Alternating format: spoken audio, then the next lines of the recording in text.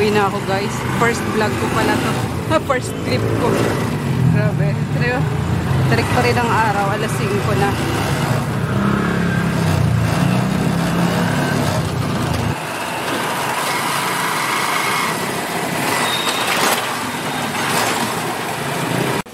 Kakaligo ko lang.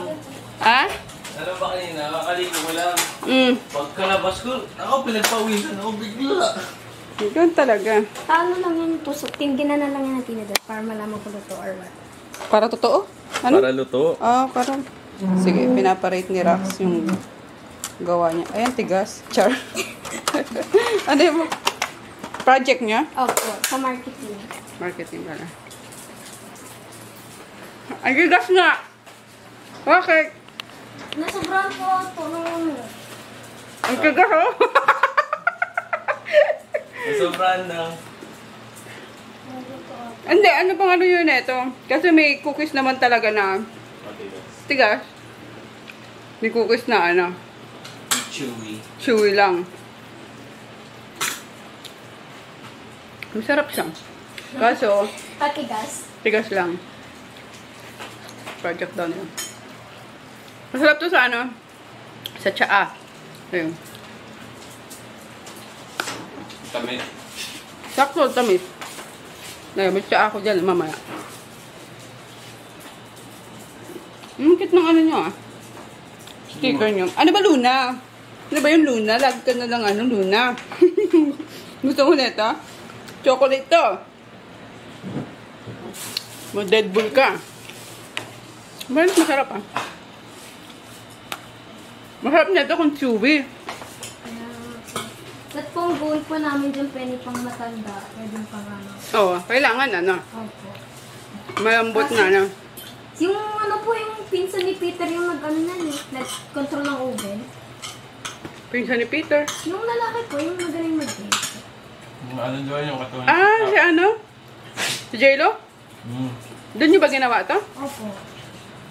Okay. Dapat pinreason nyo muna yung ano. Opo, yung po yung ginawa namin. Yung butter. Ay, yung dapat. Hindi yung mixture. Naka-freezer siya. Tapos bago nyo, ano, at yung freeze na freeze siya. Tapos in-scoop nyo. Sabay, ano, lagay sa oven. Kasi doon na siya matutunaw na, ano.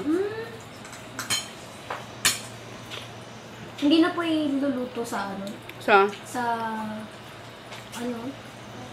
pan. Yun po yung ginawa namin. Tinunaw po namin sa pan. Mali Yung kayo. butter. Ibig sabihin, Hindi yung mixture na. yung butter, hindi butter. Yung ano, yung halo na nung cookies. Mixture na mismo ng cookies. Sa pancake. Ano yung tawag mo doon sa pancake? Pag halo na, butter. Butter. Hindi butter. It's batter. Pagupit ka nga, lalo ko naiinitan sa buhok mo. Napahaba ko nga ulit. Tawa, kinikilig-kilig ka sa init. Ito! Ay, akala ko sa init. Oo nga, bakit hindi masarap yung ano, no? Yung orange ng Del Monte. Pamatanda. Yung kumakain ka, kain pa lang nila.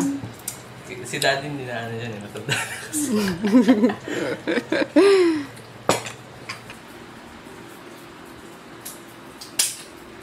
Attentive tong mga doggies na to. Na. Ito din ka, paghihikawan mo dati. Si Luna lagyan mo hikaw, dangling. Ha? Maliit pa to. Si Luna? Cute mo, Luna, na? May picture ako sa kanya yung maliit pa siya sa CRD natutulog. Ngayon, laki na ng ulang niya, oh. Dati kasyang-kasya dyan sa ilalim ng sopa eh. Ano, Luna? Ay, ikaw din, Junior. Di ba dati sa ilalim ng sopa eh? Oo nga.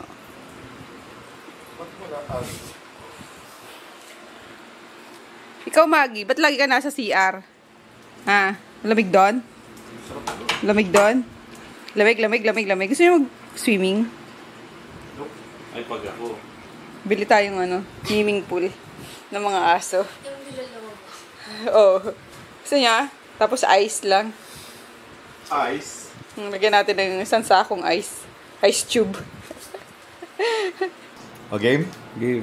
Ayan, mga ano kay daddy. Hindi ko lumapit. I will do the trick. Okay, una, ready? Wait. Dali na ako. Walang intermission eh. Kay Chris bigla na lang. Huwag yan Wala yan to, parang kagat ng lang. Wala yan. Go. Kaya mo yan. Hinga lang malalim. Literal na injection lang eh. Face the camera. At tapos na. 1. Hinga malalim. 2. Oh! Tapos na. Tingin? Kaso para mag-ano yan. Huwag mo na lapirutin yan. Baka may pick. Ayun, sorry guys. Di pala ako nakapag-vlog kanina. Kaninang umaga kasi ang daming inasikaso. Actually, maaga naman akong nagising. Kaso, bumalik din ako sa sa pagtulog. Gising yata ako mga 5 kasi nag-alarm yung cellphone, tapos sumakit yung tiyan ko, nag-CR ako, tumabi ako ulit kay daddy, nakatulog ulit ako. So nagising ako 8:30 na, kaya yun. And then sinamahan ko nga siya sa medical niya. Doon sa, medical. Ulit. And yes, nakuha ko na. Yan. Fit to work si daddy. Nakuha ko na yung med cert niya na fit to work siya. So, pasok ka later de. Natin kung schedule. Pero yun ang nila eh. Kala ko yun lang need mo. Tanungin mo yung mo, trainer mo. If Yeah. Yeah. Parang si Shane. Shane, kumain ka na? Yeah. Yeah. Ayan, lang ako ng etlog. Kasi yung ko pa dyan, yung bilab sauce, natakam ako, nakita ko kasi sa ref eh. So, ayan. Tapos ilulublob ko na lang dito yung jar ng pinaglagyan ko. May nakita akong patola dyan sa ref. Bigla ako nag-crave sa sa miswa with patola. Kaya nilabas ko din yung itong chicken. Konting chicken. Konting-konti na lang talaga siya.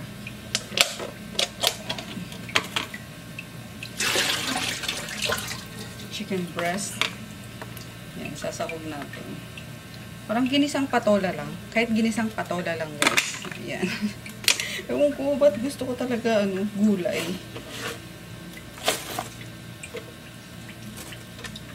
Pero nakapaglaga na nga rin ako ng egg. Kasi dapat, di ba, ko to sa, yan hintira ko pang bilab sauce. Ay, hindi ko pala ito nalalagay. May mga nagtatanong ng recipe na ito. I'm so sorry. Yan, wait lang. Later, guys. Ilagay ko sa yung sa vlog, kung saan ako nagluto niyan. Yung mga nagtatanong niyan eh. Ayan. Tapos ang ganda ng patola. Hindi pa hindi pa mabuto. Hindi pa magulang. Tapos gusto ko ganito, yung pagkakabalat, hindi masyadong maputi. Yung medyo green-green pa. Kaming arte, no? Ayan. Ewan ko. Gusto ko talaga yung gulay. Ayoko ng lungkot. Kanina nga inulam ko sa sa Pasadena yung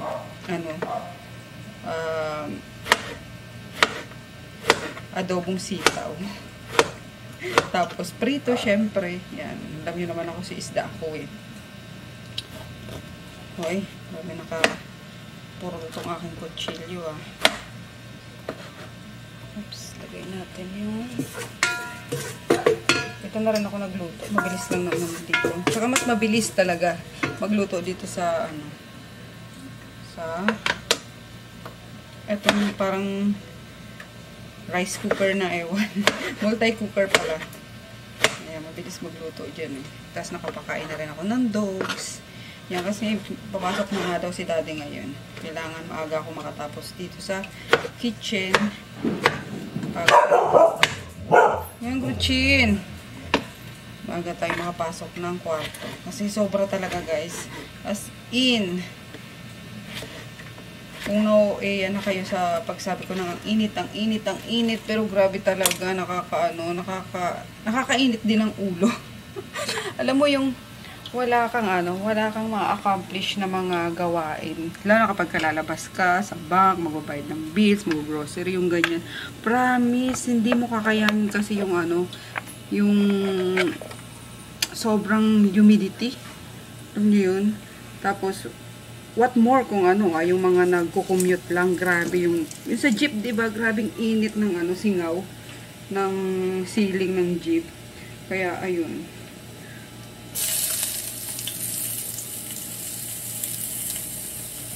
Tapos, saludo naman ako guys sa mga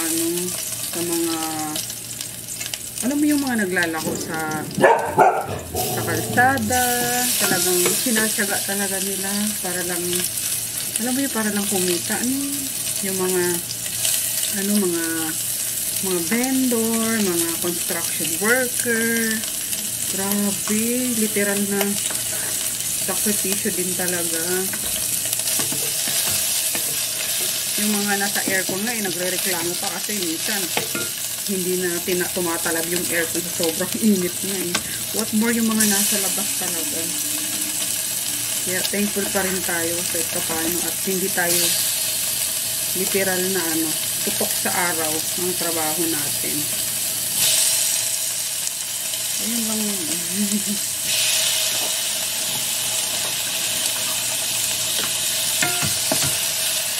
Alam niyo ba, kapag lumalabas kami ni Daddy, may mga nadadaanan ako mga ganyan, mga nagtitinda, mga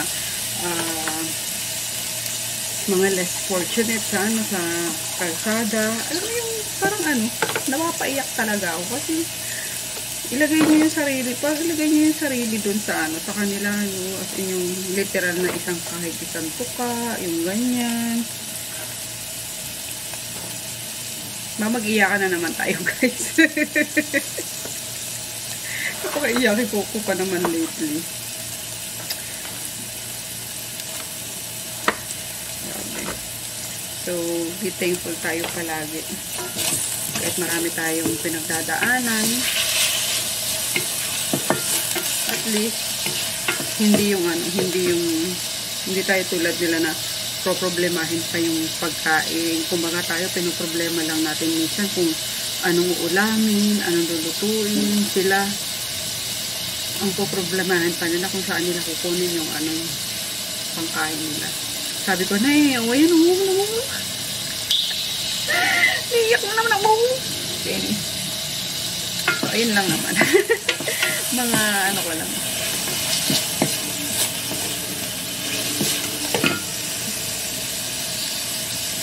Mga realizations ko lang sa guys, sa buhay. Wait lang, luluto na nga lang ako. Madamay pa kayo sa pagkaiyakan ko. O diba, ang init na nga, nag-miswa ka pa girl. Ang trip mo. Pero kanya-kanyang trip yan, kaya kain na tayo. Tapos yung itlog na lang, no? Perfect! Yan, kain tayo guys. Kasi gusto ko talaga yung bagong kulo ang sabaw. Alam niyo yun? Diba? Lagi ko nababanggit na ayokong kumain ng hindi mainit yung sabaw. Yung hindi bagong kulo. Yung hindi napapaso yung ngalangala ko. Tapos ayan, yung pati sili kalamansi. Oh. Panalo na yan. Sila daddy kumain kanina pagdating ko. Kaya, di ko alam kung kakain pa ulit. Pero baka hindi muna siya magbaon. Kasi titignan pa, dadaan pa siya sa clinic nila. Para i-submit yung med-cert. So, ayan. Kain tayo.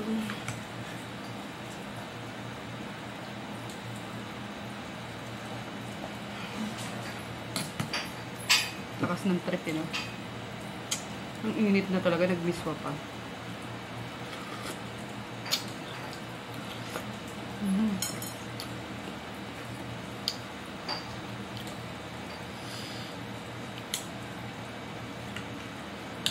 Ito naman ako sa tatay ko yung hindi makakain ng hindi kumukulo talaga yung sabaw.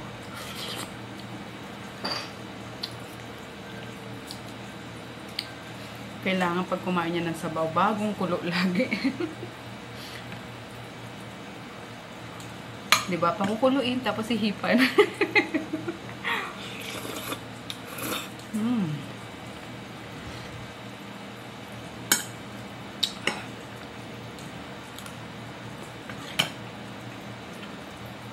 Alam lang, yung mga patola, ang sarap. Alam niyo ba dati? Hindi ako makain ng patola. Nasusuka ako dito. Pati sa amoy. Ewan ko kung kailan ko siya natutuhan kong kainin.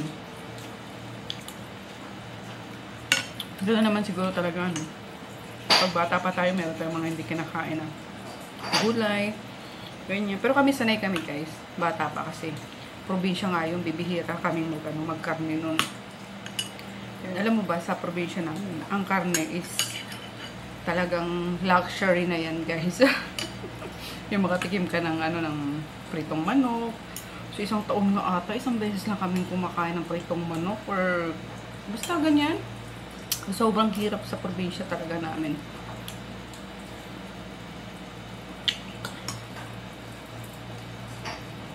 More on kasi doon, more on isda, since malapit kami sa lake.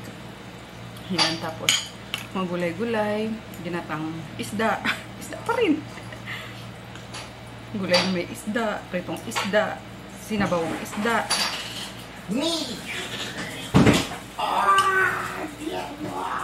Mainit no? Kain ka na. Kain ka pa? Muswa. Mainit na. Wow. Kaya pag galing ka sa aircon, tapos lumabas ka, para kang diluluto talaga sa guys, sa oven. Babagang makabalita. Ay, nagganon, init!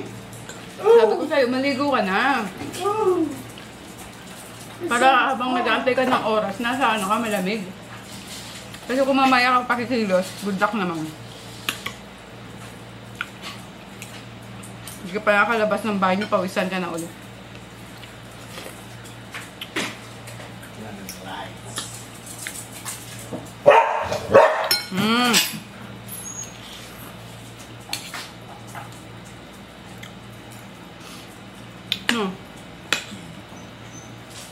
Para hindi ka na labas ng labas dito. Sa loob ka na lang mag-aantay ng oras mo.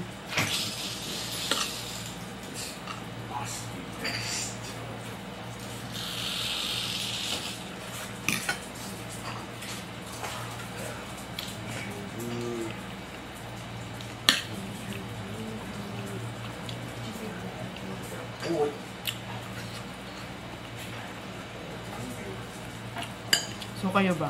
Anong mga gulay ang hindi nyo kinakain? Ako wala naman na ata. Kasi yung natututunan ko ng kainin minsan yung mga, sa Ilocano nga, yung mga ng bunga ng malunggay, ganyan. Ang sarap. Alugbati, yan yung alugbati sa amin, lang yan talim lang yan sa wall. Kinakain pala yun, nilalok sa munggo. In fairness, masarap din. Tapos sa luyot. Ang kulay, may bunga ng... Kasi ginagamit namin dati pang kulay yun sa bata pa kami. Sa lips. Nagawa pang kulay yun. Ano pa ba? Basta, mabubuhay ako sa gulay. Gulay isda. Nagkwentuhan na lang tayo kasi wala nga akong vlog kanina, diba?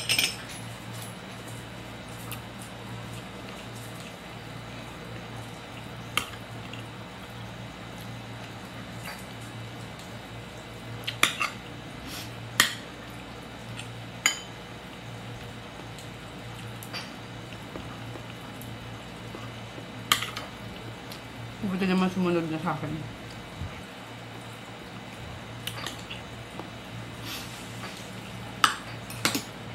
Sabi ko maligo na. Para bang inaantay niya yung shift niya. Ready na siya sa loob ng kwarto. Pinabuksan ko na kasi yung aircon Para di na siya labas ng labas dito. Kaya hindi pa ako papasok ng kwarto At saka ganun naman talaga ako, guys. pumapasok ako ng kwarto pag tapos na talaga ako dito sa ano, sa labas. Yung tipong nakaligo na lahat-lahat.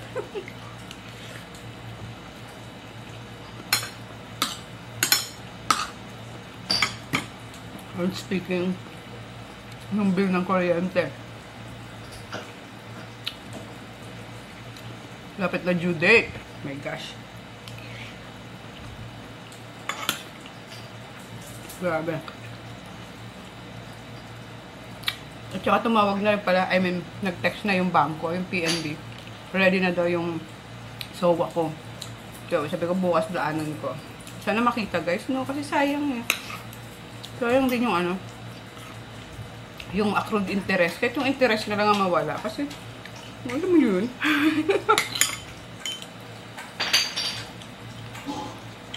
Pala decision sila. So, ayan. Medyo mahaba-haba na itong chikahan natin habang kumakain ako. Kaya, hanggang dito na lang. Until next time, guys. Mga tao talaga eh, no? Nilagyan na nga ng ano, trash bin. Sa labas pa rin talaga tinapon. Agoy! Partida, walang laman yung trash ka na yan, ah. Hindi pa nila naipasok yan. Kinakalkal tuloy. Ming! Alis dyan! Kaya nga nilagyan yan para ano eh. Hindi kalkalin ng mga stray animals. Talaga, mga tao. Oo. Ayan, papasok si Daddy. Sasama ako. Charot. Hindi, papasa niya lang yung ano niya. Yung med-cert. Tapos titingnan kung may schedule. Mabibigyan na siya ng schedule. Up. Didi. Inaantok na sana ako. Sabi ko, pasok ka na.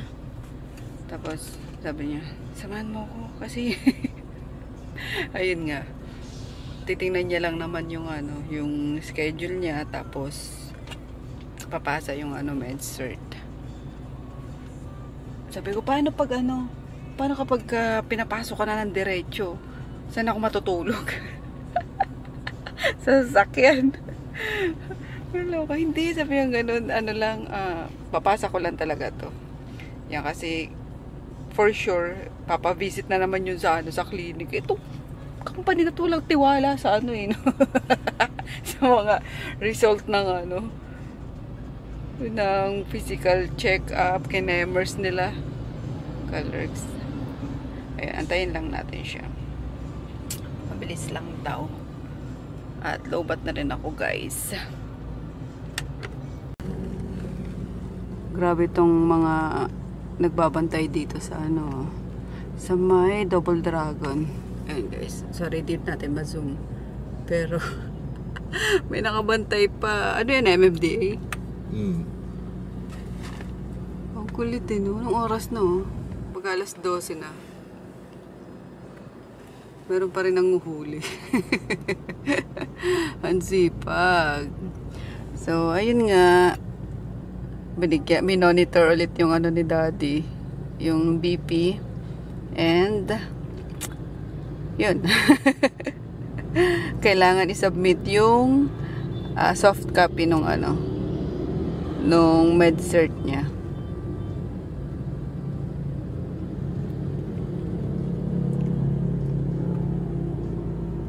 Four days yun, so lagi kang ano doon, pupunta pa rin. Kulit naman ng sipag naman nila mag-monitor ng ng BP. Pogi mo talaga, Daddy. Lalo na pag inaantok ako.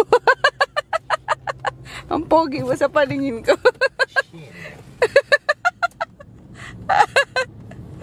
Minsan, gwapong-gwapo ako sa asawa ko. Minsan naman, ewan ko, sinasabi ko sa sarili ko, paano ko pinagustuhan to? Ang gawa to eh. Joke lang. Kayo din ba, guys? No? Yung gapong-gapo kayo sa mga asawa nyo. Tapos minsan naman parang nagsisisi kayo. Tinatanong nyo sa ano, sarili nyo, Paano nyo nagustuhan yung mga jowa nyo, mga asawa nyo? May pagsisisi. Hindi, joke lang. Minsan, pag galit ako, oops! Beating ka na naman, daddy. Hindi pa rin eh.